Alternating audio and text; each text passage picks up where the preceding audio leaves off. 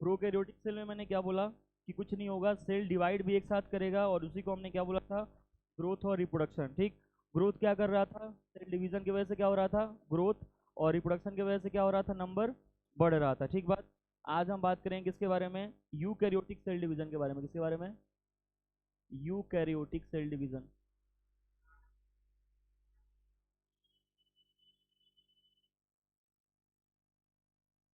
देखो, eukaryotic cell division का जो प्रोसेस होता है वो थोड़ा सा क्या होता है, कॉम्प्लेक्स होता है। क्या होता है, कॉम्प्लेक्स। याद करो, मैंने तुम्हें बताया था कि पहले क्या होता है, क्रोमेटीन। क्या होता है, क्रोमेटीन। ठीक है। और उससे भी पहले क्या होता है, डीएनए। क्या होता है, डीएनए। जब डीएनए कंडेंस हुआ तो क्या बना, क्रोमेटीन। और फिर क्रोमेटीन जब कंडेंस हुआ था तो क्या बना था, क्रोमोजोम। ठीक बात। तो पहला चेंज क्या होगा यूकैरियोटिक सेल डिवीजन के अंदर, कि ये जो डीएनए है, क्रोमेटिन है, किसके अंदर कन्वर्ट होगा, क्रोमोसोम के अंदर कन्वर्ट होगा। ठीक बात। दूसरा क्या, कि यूकैरियोटिक सेल डिवीजन में साइटोप्लाज्म, साइटोप्लाज्म एंड न्यूक्लियस के अंदर चेंज आता है। किसके अंदर, साइटोप्लाज्म के अंदर कुछ चेंज होगा, और कुछ चेंज किसके अंदर होगा, न्यूक्लियस के अंदर होगा। ठीक। तीसरा बात, यहाँ पर स्पिंडल फाइबर भी बनेगा। क्या बनेगा, स्पिंडल फाइबर का फॉर्मेशन होगा। किसका, स्पिंडल फाइबर का फॉर्मेशन होगा। क्या होता है स्पिंडल फाइबर, याद करो, जब मान लो ये क्या हो गया, दो क्रोमोसोम। क्या हो गया, दो क्रोमोसोम, और इसके बीच पे क्या होता था, सेंट्रोमियर। क्या होता था, ये क्या थे, क्रोमोसोम्स। क्या थे, क्रोमोसोम्स। और ये क्या था, सेंट्रोमियर। क्या था, सेंट्रोमियर था। तो इस क्रोमोसोम से आके, इस सेंट्रोमियर से आके जो धागा जुड़ता है, क्या, इस सेंट्रोमियर से आके जो धागा जुड़ता है उसको हम क्या बोलते हैं, स्पिंडल फाइबर। Spindle fibre. क्या काम है स्पिंडल फाइबर का, क्या जरूरत पड़ा इसको सेंट्रोमियर से जोड़ने का, ये सब बातें आगे होंगी। अभी मैं बस इतना बता रहा हूँ कि जब यूकैरियोटिक सेल डिवीजन होता है तो क्या क्या चेंजेस होंगे। क्या होगा कि डीएनए से क्या बनेगा, क्रोमेटीन। क्रोमेटीन कंडेंस होकर क्या बनाएगा, क्रोमोसोम। और फिर साइटोप्लाज्म और न्यूक्लियस के अंदर चेंजेस होगा। क्या क्या चेंजेस होगा उसी को हमें पढ़ना है, किसमें, सेल साइकिल या फिर सेल डिवीजन में। और क्या बोला मैंने, स्पिंडल फाइबर का फॉर्मेशन होगा। ये बेसिक बातें किसके बारे में, यूकैरियोटिक सेल डिवीजन के बारे में। ठीक। अब जो मैंने तुम्हें बेसिक बातें पढ़ा रखी थी उसके बारे में अब हम एक एक करके देखेंगे। ये लिखना नहीं है, ये बस ऐसे था कि क्या पढ़ना है हमें। देखो, मान लो एक क्या है, ये सेल है। क्या है, मान लो एक ये क्या है, सेल हो गया। ठीक है। मैंने क्या बोला था कि धागे की फॉर्म में क्या होगा इसके अंदर, डीएनए। और जब डीएनए कंडेंस होगा तो क्या बनाएगा, क्रोमेटिन। चलो मान लो ये तुम्हारा क्या है, क्रोमेटिन है। क्या है, क्रोमेटिन है। ऐसे ही होता था ना, कॉइल्ड स्ट्रक्चर, क्रोमेटिन है। अब क्या हुआ कि क्या करेगा ये क्रोमेटिन, रेप्लिकेशन करेगा। क्या करेगा, रेप्लिकेशन करेगा। क्या होगा, रेप्लिकेशन होगा। हम भले ही क्रोमेटिन बोल रहे हैं लेकिन उस क्रोमेटिन में है एक्चुअली क्या, डीएनए। डीएनए ही जब धागे की फॉर्म में था तो उसको हमने क्या बोला, डीएनए। वही डीएनए जब ऐसे क्वाइल्ड हो गया तो उसको हमने क्या बोल दिया, क्रोमेटिन। नाम अलग है लेकिन अभी भी वो है क्या, डीएनए है। ठीक। क्या हुआ, इसका रेप्लिकेशन होगा तो देखो क्या होगा, जब रेप्लिकेशन होगा तो क्या होगा, पहले से तो ये वाला था, पहले से वो वाला था, अब उसका एक क्या बन जाएगा, कॉपी बन जाएगा। मान लो ये उसका क्या बन गया, एक कॉपी बन गया। क्या बन गया, कॉपी बन गया। तो अभी भी क्या है, उस क्रोमेटिन का ये क्या है, कॉपी है। कॉपी बना लिया, कॉपी बनाने के बाद क्या करेगा ये, कि डिवीजन करेगा। क्या करेगा, डिवीजन करेगा। क्या करेगा, डिवीजन जब करेगा तो इससे कितने सेल बनेंगे, दो। ये रहा एक सेल, और ये रहा एक सेल। तो एक वाले में ये चला गया क्रोमेटिन, और दूसरे में कौन चला जाएगा, दूसरे में चला जाएगा ये वाला। देख रहे हो हुआ क्या, पहले यहाँ पर कितने क्रोमेटिन थे, एक क्रोमेटिन। इसका रेप्लिकेशन हुआ तो कौन, कितना क्रोमेटिन बना, दो क्रोमेटिन बना। ये ऐसा ही होगा लेकिन मैंने कलर अलग बनाया है ताकि समझ में आए कि दो बना। फिर जब डिवीजन होता है तो कितने सेल बने, दो सेल बने। तो एक ही है, क्यों एक ही है, क्योंकि इससे बना हुआ है। किससे बना हुआ है, इससे। हाँ, कलर अलग दिखाया है मैंने। अब देखो ये जो दो हो गए, अब ये जब डिवीजन होगा तो एक सेल में ये वाला चल जाएगा और एक सेल में ये वाला चल जाएगा। तो क्या हुआ, ये सेल डिवीजन। और फिर इनका ग्रोथ होगा। क्या होगा, इनका ग्रोथ होगा और फिर बन जाएगा क्या, एक पेरेंट सेल। ये क्या है, एक पेरेंट सेल है। क्या है, एक पेरेंट सेल है। ठीक। और फिर इनका ग्रोथ होगा तो क्या बन जाएगा, एक पेरेंट सेल। तो यहाँ पर क्या हुआ, ग्रोथ। तो सेल साइकिल का डेफिनेशन ही यही होता है, क्या, सीक्वेंस, किस क्या चीज, sequence in which replication, division and growth occur is known as cell cycle. क्या बोलेंगे, कि ऐसा सीक्वेंस जिसमें पहले क्या होता है, रेप्लिकेशन, फिर क्या होता है, डिवीजन, और फिर क्या होता है, ग्रोथ, उसी को हम क्या बोलते हैं, सेल साइकिल। तो बोर्ड एग्जाम में जो तुम्हारा एग्जाम होगा स्कूल में आ सकता है, क्वेश्चन क्या है कि define cell cycle and write its phases. तो सेल साइकिल के लिए डेफिनेशन लिख दोगे कि the sequence in which cell replication, cell division and growth occur is known as cell cycle. ठीक, उसके बाद ये फोटो बना देना, उसके बाद ये फोटो। तो हेडिंग क्या हुआ इसका, सेल साइकिल। ठीक है ठीक है, उसी में छोटा सा हेडिंग डाल दो, सेल साइकिल, और लिखो। क्या हो गया, किसका हो गया। तो ये तो हुआ हमारा क्या, डेफिनेशन सेल साइकिल का, क्या, sequence of event including replication, cell division and growth. फिर इसके नीचे एक पॉइंट लिखना, क्या, कि चेंजेस ये कहाँ पे होते हैं, चेंजेस जितने भी होंगे सेल साइकिल के दौरान वो कहाँ पे होते हैं, न्यूक्लियस और साइटोप्लाज्म के अंदर। तो ये पॉइंट भी लिखोगे, क्या, कि changes occur in cytoplasm and nucleus. अभी तक तो थोड़ा बहुत झलक मैंने तुम्हें दिखा दिया है कि न्यूक्लियस में क्या क्या चेंज होता है, ठीक है, लेकिन साइटोप्लाज्म के बारे में अभी तक कुछ बताया मैंने नहीं है, वो आगे आएगा। ठीक, तीसरा, कि ये जो इवेंट होता है ये क्या होता है, कोऑर्डिनेटेड इवेंट होता है। एनसीईआरटी क्या बोलती है कि it is a coordinated event. क्या, it is a coordinated event. Coordinated event कहने का क्या मतलब है, कि इसका, इसमें जो काम होगा, क्या, इसमें जो काम होता है, जैसे देख लो, अगर रेप्लिकेशन हो गया और उसके बाद सेल डिवीजन नहीं हुआ तो ग्रोथ होने लगे, फिर भी कोई फायदा नहीं है। अगर मान लो कि रेप्लिकेशन भी हुआ, सेल डिवाइड भी कर गया और उसका ग्रोथ भी नहीं हुआ, तब भी काम नहीं होगा। मतलब क्या है कि एक साथ सारे काम होंगे, एक साथ सारे काम होंगे, एक कोऑर्डिनेशन बना के सारा काम चलता है। अगर किसी के भी अंदर फेल्यूर आ गया हल्का सा भी, किसी के अंदर भी फेल्यूर आ गया हल्का सा भी, तो क्या होगा, हमारा नया ऑर्गेनिज्म का ग्रोथ बढ़िया से नहीं होगा। तो इसलिए क्या, एक कोऑर्डिनेटेड इवेंट है। ठीक, और क्या, ये जेनेटिक कंट्रोल से होता है, किससे, जेनेटिक कंट्रोल से। डीएनए की बात कर रहे हैं ना हम, और बोला था ना कि डीएनए का फ्रेगमेंट, उसमें क्या होता है, जीन। डीएनए तो एक स्ट्रक्चर है, लेकिन जीन क्या है, उसका फंक्शन है। आगे और अच्छे से समझ में आएगा। तो यहाँ पे ये भी याद रखना है, क्या, कि इट इज अंडर किसके कंट्रोल में, जीन्स के। तो क्या बोलेंगे, it is under genetic control. इतनी बातें तुमको एग्जाम में सेल साइकिल आए तो ये सब बातें लिख करके और ये फोटो बनाना होगा। ठीक बात, बिल्कुल। डायग्राम देखो, बायोलॉजी में डायग्राम सबसे इंपॉर्टेंट। अगर 2 लाइन लिख के एक डायग्राम बना देते हो, टीचर खुश हो जाता है कि हाँ इसको आता है, तब तो डायग्राम बन पाया है ना। तो लिख दोगे तो डायग्राम भी कब बनेगा, जब ये डेफिनेशन याद होगा। मान लो पहले ग्रोथ आ गया, याद आ गया, फिर सेल डिवीजन, तो उल्टा पुल्टा बन जाएगा डायग्राम, कुछ अच्छे से होगा नहीं। ठीक बात। अब चलो आगे स्टार्ट करते हैं हम, क्या, कि सेल साइकिल के फेजेस कितने होते हैं, क्या, फेजेस ऑफ सेल साइकिल। क्या, फेजेस ऑफ, देखो बेसिक बातें पहले पढ़ चुके हैं ना, तो अब आसान होगा पढ़ना। ठीक है, फेजेस ऑफ सेल साइकिल।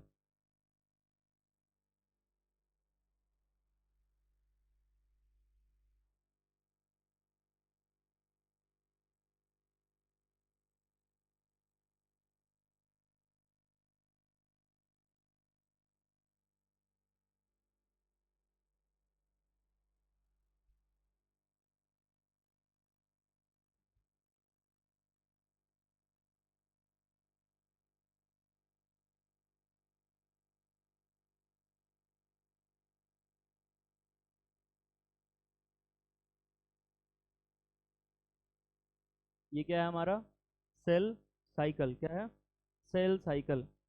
ये फेज को बोलते हैं हम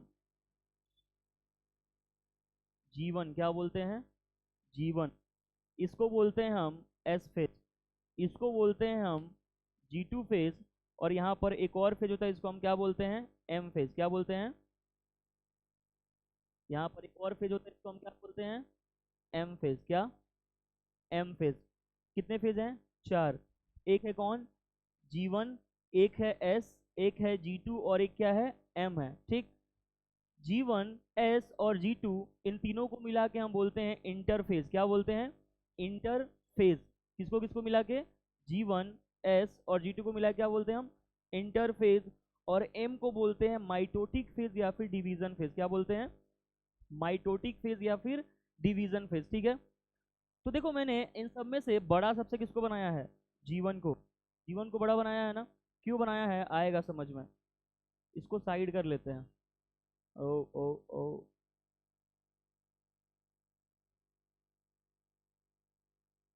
रुक जाओ।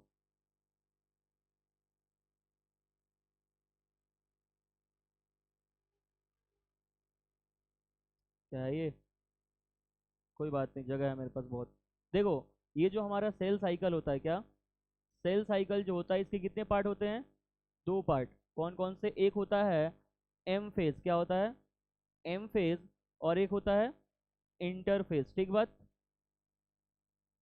ये जो G1, S और G2 है, कौन कौन? G1, S और G2 ये किसके अंदर आते हैं? इंटरफेज के अंदर। कौन कौन? G1 plus S plus G2 किसके अंदर आते हैं? इस ये जो तीनों है कहाँ कौन है? इंटरफेज। और ये क्या सा है? एम फेज है। एम फेज के अंदर आता है क्या क्या? प्रोफेज। क्या क्या आता है? Prophase, metaphase. रुक जाओ, सीक्वेंस। सेल डिवीजन में यही दिक्कत है, सीक्वेंस चलता है। प्रोफेज, मेटाफेज, एनाफेज और क्या? टीलोफेज, ठीक। और तब क्या होता है? साइटो काइनेसिस होता है, ठीक। तो एम फेज ये रहा, इंटरफेज वो रहा। मान लो जैसे ह्यूमन बींग्स का जो सेल में सेल साइकिल चलता है वो कितने घंटे का चलता है? 24 घंटे का। कितने? 24 घंटे का। उसका 95% कौन अकर करता है? उसका 95% जो टाइम लेता है वो कौन लेता है? इंटरफेज। कितना? 95% टाइम कौन लेता है? इंटरफेज। और मात्र 5% टाइम कौन लेता है? M phase. रुक जाओ, आएगा सब सीक्वेंस में आ रहा है। क्या हुआ? 95% इंटरफेज लिया और 5% कौन लिया? एम फेज लिया। इंटरफेज को पहले क्या बोलते थे कि ये रेस्टिंग फेज है। क्या है? रेस्टिंग फेज है। रेस्टिंग फेज इस सेंस में बोलते थे कि वो उस टाइम पे कुछ काम नहीं करता, रेस्ट में रहता है सेल। पहले लोगों का क्या मानना था कि जो इंटरफेज होता है वो कैसा होता है? रेस्टिंग फेज होता है। क्यों रेस्टिंग फेज होता है? क्योंकि लोगों का मानना था कि कोई काम वहां पे नहीं होता, सेल आराम कर रहा होता है, ठीक। लेकिन ऐसा नहीं था। बाद में देखा गया तो क्या हुआ कि यही इंटरफेज था जहां पर सेल तैयारी करता है किस चीज का? डिवीजन का। मतलब कि सेल वो सारी चीजें बनाता है जो जो सेल को रिक्वायरमेंट होती है। कब? जब उसको डिवीजन करना है। जब उसको डिवीजन करना है सेल को क्या क्या रिक्वायरमेंट होती है, तो सेल कहाँ प्रिपेयर कर रहा होता है? G1 में, S में और G2 में। G1 में भी कुछ चीजें बनेंगी, S में भी कुछ चीजें बनेंगी और G2 में भी कुछ चीजें बनेंगी। तो क्या क्या चीजें बनती है वही हमें देखना है। गुलाम क्यों नहीं आया? वही देखना है, ठीक। देखो क्या होगा। ये जो G1 दिख रहा है ये कैसा है? लॉन्गेस्ट फेज है। कैसा फेज है? लॉन्गेस्ट फेज है। कैसा? लॉन्गेस्ट है। यहीं से क्वेश्चंस बहुत सारे बनेंगे। G1 को और क्या बोल सकते हैं हम कि एम फेज और एस फेज के बीच का जो इंटरवल होता है उसको हम क्या बोलते हैं? G1। फिर एक और क्वेश्चन हो सकता है पूछ दे एग्जाम में कि एम फेज और एस फेज के बीच में एक और जो इंटरवल होता है उसको हम क्या बोलते हैं? बोलोगे G2। फिर पूछ दे G1 और G2 के बीच में कौन आता है तो क्या बोलोगे? S। याद रखना है यहाँ भी सीक्वेंस चलेगा। क्या चलेगा? सीक्वेंस। पहले कौन आएगा? किसके? हाँ तो बोला तो मैंने आएगा। साइकिल साइकिल कभी भी ऐसे ऐसे नहीं चलेगा ना, ऐसे चलेगा। पहले कौन आएगा? G1। कौन? G1। फिर कौन? S। फिर कौन? G2। फिर कौन? M। ऐसे चलेगी साइकिल। ऐसा नहीं कि कोई सेल धड़ाक से चला गया M में ना। पहले क्या करना पड़ेगा सेल को? तैयारी करना पड़ेगा। क्या करना पड़ेगा? तैयारी करना पड़ेगा डिवीजन के लिए, तब तो जाके क्या कर पाएगा वो?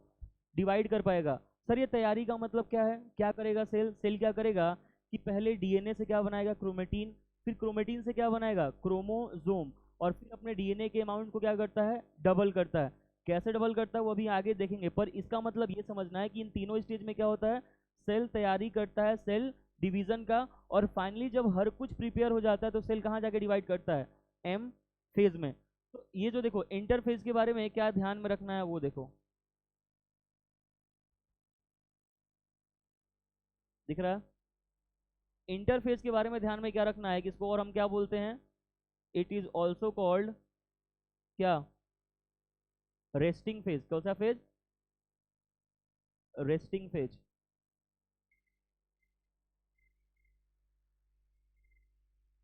यहां पर सेल क्या करती है? Cell prepare itself for cell division. ठीक बात। और क्या है कि यहां पर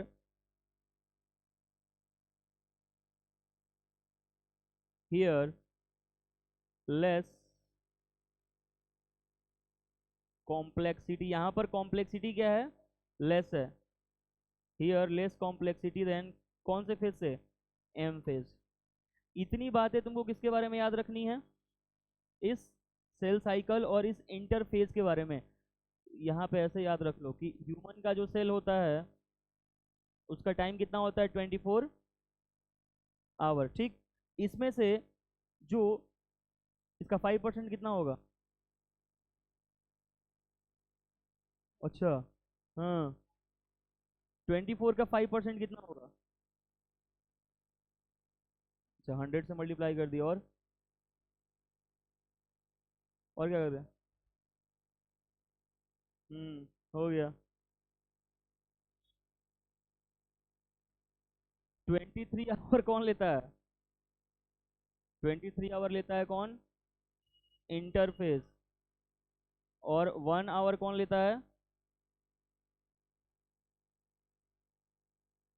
एम फेज। मैथ्स। इसीलिए तो फिजिक्स समझ में नहीं आता है। कभी भी परसेंटेज निकालना होता है तो ऐसे कर लो, x/25 × 100 बराबर जो भी है कितना, 5 है तो 5 लिख दो। फिर ऐसे करके करोगे तो निकल जाएगा। समझे? परसेंटेज निकालने का तरीका होता है। हम्म। फिजिक्स इसीलिए नहीं समझ आता है क्योंकि मैथ कमजोर है। छापो, तब तक मैं स्कोर देख लेता हूँ। G1 फेज के बारे में। किसके बारे में? सबसे पहले हमारा क्या है? G1 phase. G1 फेज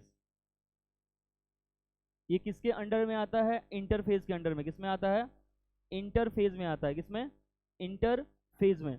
तो सबसे क्या बोलेंगे पहले हम कि इंटरफेज में आता है। किसके किसके बीच में होता है ये G1? हम्म। ये था रुक जाओ रुक जाओ, ये था हमारा सेल साइकिल। ठीक। ऐसे था। इसमें ये क्या था? G1। ये कौन था? S। ये मान लो कौन था? G2। और ये कौन था? M। तो ये M को और हम क्या बोले थे? Mitotic phase. क्या बोले थे? Mitotic phase. या फिर इसी को और क्या बोल देते हैं हम? Division phase. कौन सा phase? Division phase. Division phase क्यों बोलते हैं? क्योंकि डिवीजन कहाँ होता है? एम में ही होता है। तो जीवन के बारे में सबसे पहला पॉइंट क्या याद रखोगे कि it is gap between, it is gap between mitotic phase, mitotic phase and S phase. और एस फेज को हम क्या नाम देते हैं? और सिंथेटिक फेज। कौन सा फेज? Synthetic phase. देखो, सेल डिवीजन में वर्ड्स का खेल है बहुत सारा। इसको और हम क्या बोलते हैं? Synthetic phase. ठीक बात। दूसरी बात क्या कि यहाँ पर ग्रोथ बहुत ज़्यादा होता है। क्या होता है? ग्रोथ बहुत ज़्यादा होता है। मैक्सिमम ग्रोथ कहाँ पर होता है? इसी फेज में। याद रहे मैंने ग्रोथ बोला है। क्या बोला है? ग्रोथ। मैक्सिमम ग्रोथ कहाँ पर होता है? यहीं पे। ठीक। तीसरा बात कि यहाँ पर साइटोप्लाज्म का साइज बढ़ जाता है। क्या हो जाता है? साइटोप्लाज्म का साइज बढ़ जाता है। साइटोप्लाज्म कंटेंट क्या होता है? इंक्रीज होता है। क्यों? क्यों इंक्रीज होगा साइटोप्लाज्म का कंटेंट? क्योंकि यहाँ पर सेल ऑर्गेनेल्स क्या होते हैं? बनते हैं। क्या होते हैं? नए सेल ऑर्गेनेल्स क्या होते हैं? बनते हैं। तो साइज क्यों बढ़ा? Because synthesis of cell organelles occur. Cell organelles occur. ठीक बात। फिर बात आई कि क्या सर सारे सेल ऑर्गेनेल्स? सारे सेल ऑर्गेनेल्स तो सेल ऑर्गेनेल सारे थोड़े थोड़े बनते हैं, लेकिन उनमें से दो सेल ऑर्गेनेल्स क्या होते हैं, अपने आप को डबल भी कर लेते हैं। क्या कर लेते हैं? अपने आप को डबल भी कर लेते हैं। कौन कौन है वो? तो यहाँ पर और क्या होता है, सेल ऑर्गेनेल्स डबल हो जाते हैं। क्या हो जाते हैं? डबल हो जाते हैं। कौन कौन से? क्या सारे? नहीं, एंडोप्लाज्मिक रेटिकुलम। कौन कौन? Endoplasmic reticulum. और कौन से? Golgi body. कौन? Golgi body. मोटा मोटी मुद्दे की बात याद क्या रखनी है कि जीवन जो है वो सबसे पहला स्टेप है किसका? इंटरफेज का। किसके किसके बीच में आता है? तो वो आता है एम फेज और एस के बीच में आता है। ठीक बात। तीसरा कि यहाँ पर होता क्या है, तो यहाँ पर ग्रोथ होता है। ग्रोथ में क्या होता है? साइटोप्लाज्म का साइज बढ़ जाता है। साइटोप्लाज्म का साइज क्यों बढ़ जाता है? क्योंकि यहाँ पर सेल ऑर्गेनेल्स का क्या होता है? सिंथेसिस होता है। सेल ऑर्गेनेल्स का सिंथेसिस तो होता ही है, उसके साथ और क्या हो जाता है? सेल ऑर्गेनेल्स अपने आप को डबल भी करते हैं। क्या सारे सेल ऑर्गेनेल्स यहीं पर डबल हो जाते हैं? नहीं। कौन कौन? एंडोप्लाज्मिक रेटिकुलम और गोल्जी बॉडी। ये सारी चीजें कहाँ होती हैं? G1 में। कहाँ पर? G1 में। और क्या होता है यहाँ पर? डीएनए का रिपेयर भी होता है। क्या होता है? डीएनए का रिपेयर भी होता है। तो डीएनए रिपेयर, रिपेयर, डीएनए टूट फूट गया तो उसका रिपेयरिंग कहाँ होगा? यहीं पे डीएनए रिपेयर अकर। ठीक। अब ये टूट फूट क्या गया वो आगे आएगा। क्या चीज? देखो, जैसे मान लो डीएनए में कोई म्यूटेशन हो गया, कुछ भी चेंज हो गया, डीएनए ब्रेक हो गया या फिर ज़्यादा हो गया, कम हो गया, छोटा हो गया, ये सारी चीज़ें कहाँ की जाती हैं?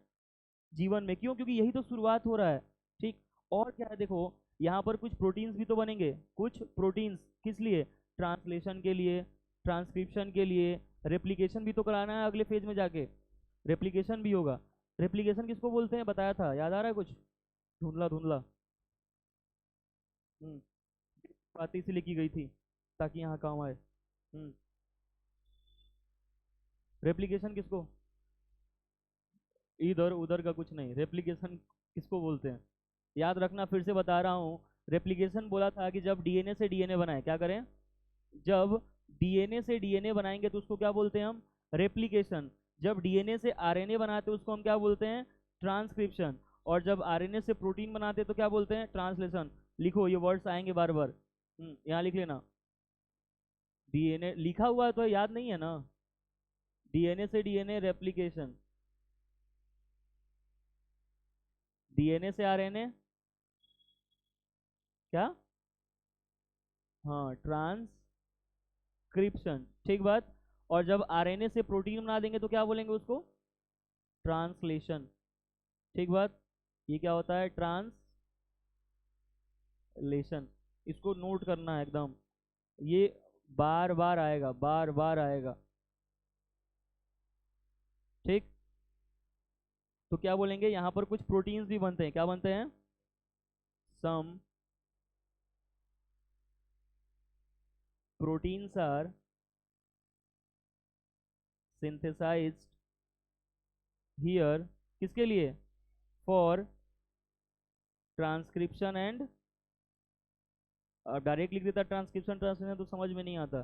Transcription and translation. ठीक बात। अच्छा, मान लो कि किसी सेल को डिवाइड करने का मन नहीं कर रहा है। किसी सेल को डिवाइड करने का मन नहीं कर रहा है। देखो यहाँ पर हमारा कुछ नहीं चलेगा, चलेगा किसका? सेल का। सेल जो चाहे वो करेगा। मान लो कि कोई सेल है जिसको डिवाइड करने का मन है, वो तो जीवन में एंट्री मार गया। अगर सेल जीवन के बाद G2 में चला गया या फिर जीवन के बाद एस में चला गया, उसके पास कोई चांस नहीं कि रिटर्न होके वो वापस आ जाए सेल डिवीजन से। क्या बोला मैंने? क्या हो गया? चूहा आ गया। क्या बोला मैंने कि अगर एक बार सेल जीवन को क्रॉस कर गया, एस में चला गया, तो उस सेल को डिवाइड करना ही पड़ेगा। उस सेल को डिवाइड करना ही पड़ेगा। तो कोई सेल कब डिसाइड करती है कि उसको डिवीजन में जाना है कि नहीं? जीवन में। कब? जीवन में। तो और क्या लिख लोगे? और क्या लिखोगे यहाँ पर? जीवन में क्या करती है सेल? डिवाइड, डिसाइड करती है। सेल डिसाइड वेदर, क्या? वेदर इट विल डिवाइड और, इट विल डिवाइड और नॉट। याद रखना, ये बात बार बार बोल रहा हूँ कि अगर एक बार सेल जीवन को क्रॉस कर गई तो उसको डिवाइड करना ही पड़ेगा। अगर सेल को एग्जिट करना है सेल साइकिल, तो वो ऑप्शन उसके पास कहाँ पे है, जीवन के पास ही है। जीवन के पास सेल है तो जीवन से सेल साइकिल के बाहर निकल सकती है, लेकिन एक बार सेल साइकिल में एंट्री मार गई और वो जीवन को क्रॉस करके एस में चली गई, तो उसको डिवीजन करना ही पड़ेगा। वो कितना भी कुछ कर ले, वो डिवीजन से वापस नहीं आ सकती है। क्या?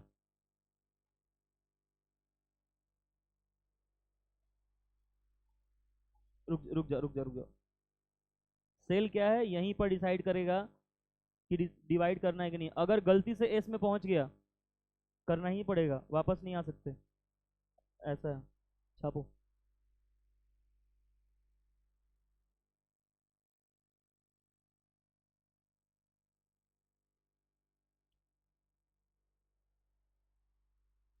देखो, एस फेज के बारे में भी सबसे पहले हम क्या याद रखेंगे कि किसके बीच में आता है, किसके बीच में, तो G1 और G2 के बीच में।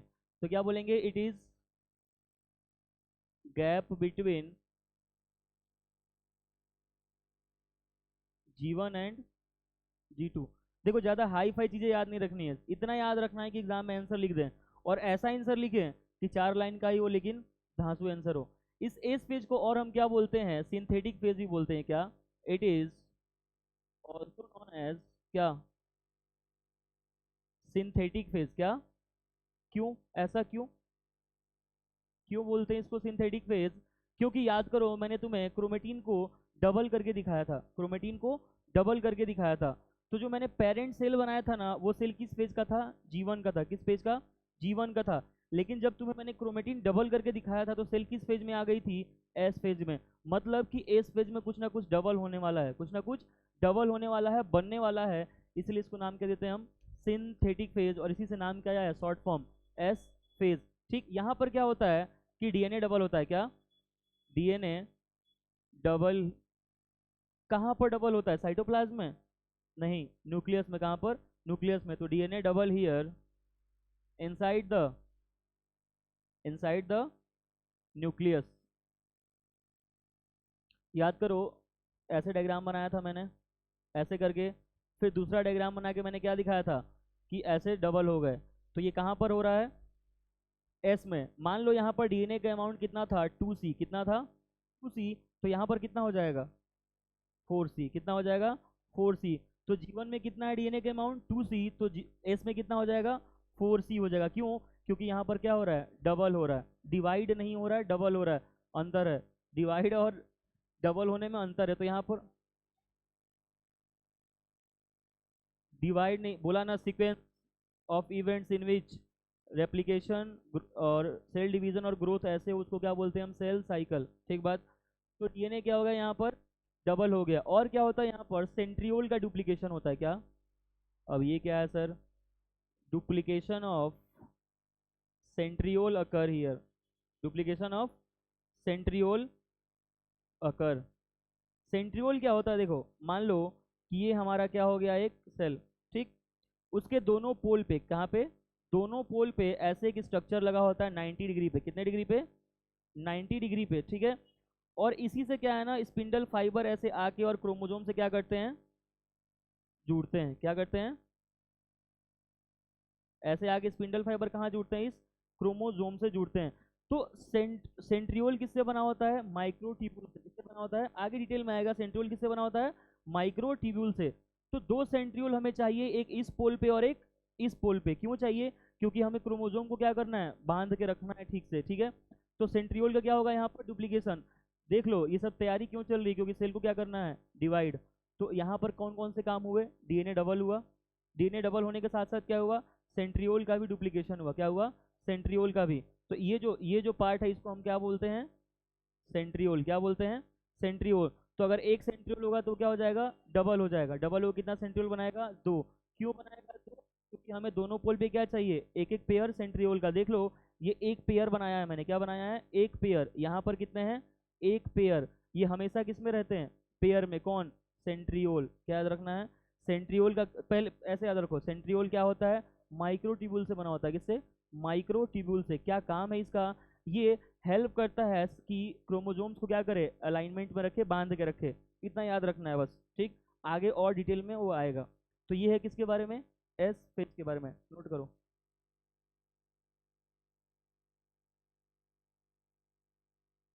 एस फेज के बारे में इतनी बातें नोट कर लो।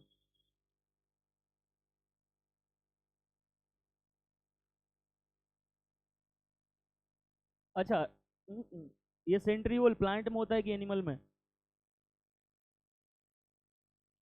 याद रखना किसके अंदर होगा बस, in cytoplasm of animals and only. कहाँ पर?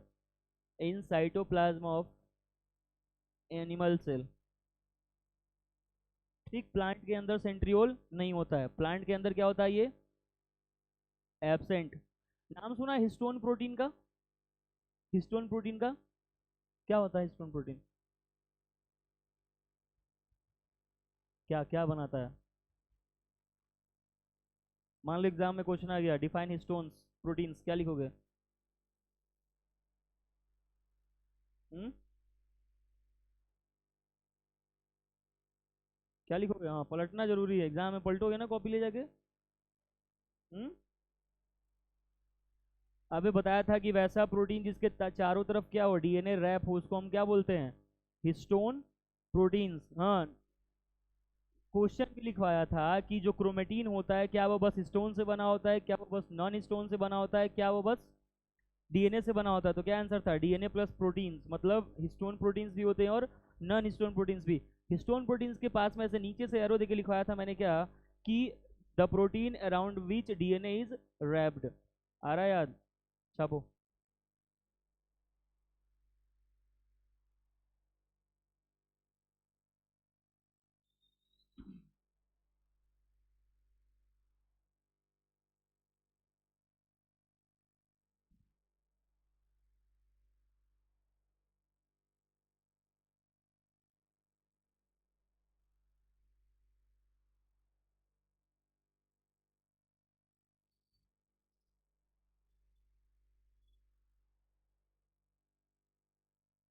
हो गया?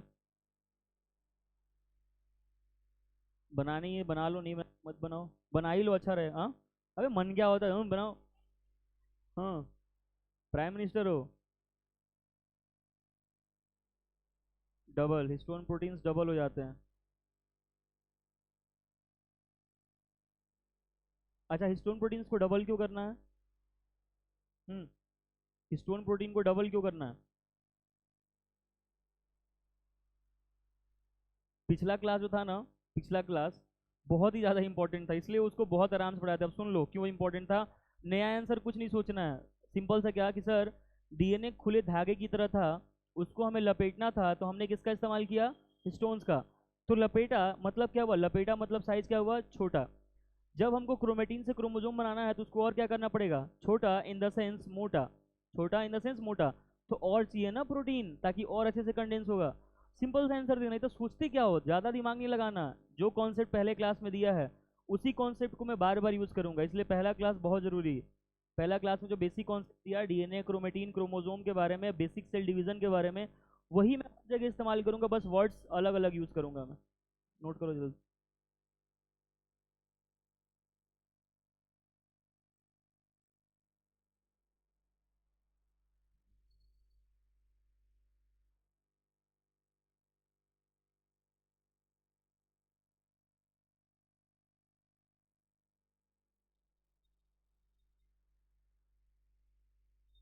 क्वेश्चन पूछा जाता है कि एस फेज में क्या होता है, तो बोलोगे डीएनए का रेप्लिकेशन। पूछा जाता है कि ट्रांसक्रिप्शन और ट्रांसलेशन के लिए जो प्रोटीन होता है वो कहाँ पर बनता है, तो क्या बोलोगे?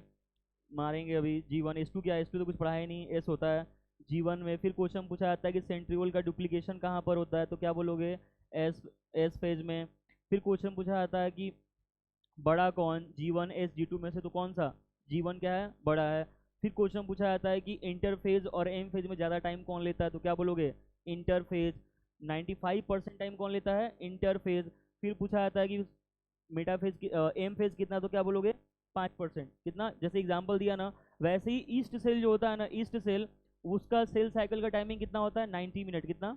90 मिनट। कॉपी के ऊपर लिख लो। ईस्ट के अंदर कितना होता है? ईस्ट में होता है, हाँ, टाइम 90 मिनट। और ह्यूमन सेल में कितना होता है? 24 आवर।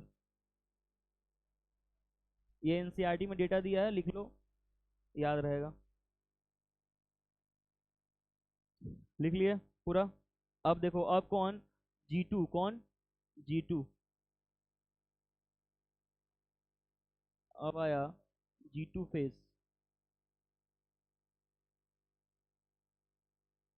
ठीक। G2 फेज किसके किसके बीच में आएगा, M और S, और S के बीच में आएगा। ठीक।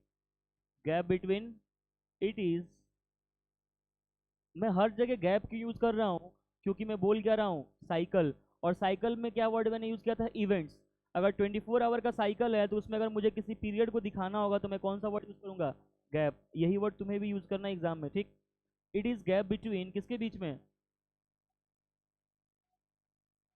S phase and M phase. Sequence बोल दिया ना एक बार, पहले एम और एस नहीं लिखोगे, सीक्वेंस मतलब सीक्वेंस, एस के बाद। हाँ। ठीक। तो इसमें होगा क्या कि जो सेल है G2 में क्या करती है, तैयारी करती है एम फेज के लिए। किस चीज के लिए, एम फेज के लिए। तो क्या लिखेंगे यहाँ पर, सेल प्रिपेयर इटसेल्फ फॉर, किसके लिए तैयार कर रही है, अब डिवाइड करेगी सेल, क्या करेगी, divide itself for M phase. अब फाइनल स्टेज में है सेल तैयारी के, प्रोटीन भी बन चुके हैं, डीएनए भी डबल हो चुका है, सेंट्रियोल को भी डबल कर दिया गया है। क्यों, क्योंकि बाद में जाके जब ये क्रोमेटिन क्रोमोसोम बनेगा तो उसको बांध के रखने के लिए। ठीक।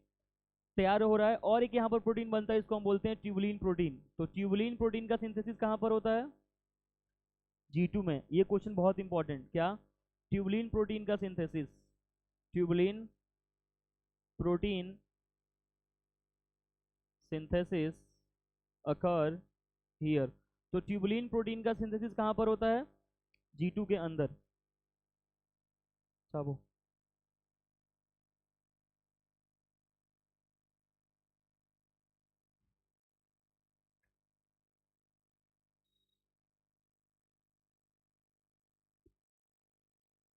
G1 में कौन कौन डबल हुए थे, कौन कौन से सेल ऑर्गेनेल डबल हुए थे,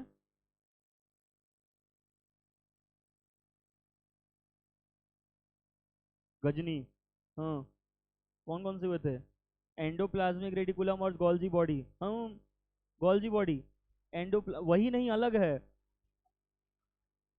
हाँ, एंडोप्लाज्मिक रेटिकुलम। यहाँ पर दो ऑर्गेनेल और डबल होंगे, कौन कौन, माइटोकॉन्ड्रिया और प्लास्टिड। कौन कौन, mitochondria and plastids get doubled. ठीक बात। यहाँ पर डीएनए का अमाउंट कितना होगा, 2C की 4C। मैंने क्या बोला था, रुक जाओ, मैंने क्या बोला था कि G1 में डीएनए का अमाउंट कितना था, 2C। फिर S में जाके उसका अमाउंट कितना हो गया था, 4C। तो यहाँ पर G2 में क्या होगा, G2 में भी अमाउंट कितना रहेगा, 4C ही रहेगा।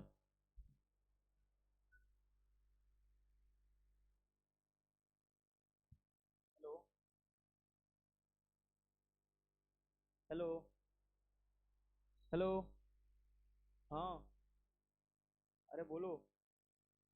ठीक है, ठीक।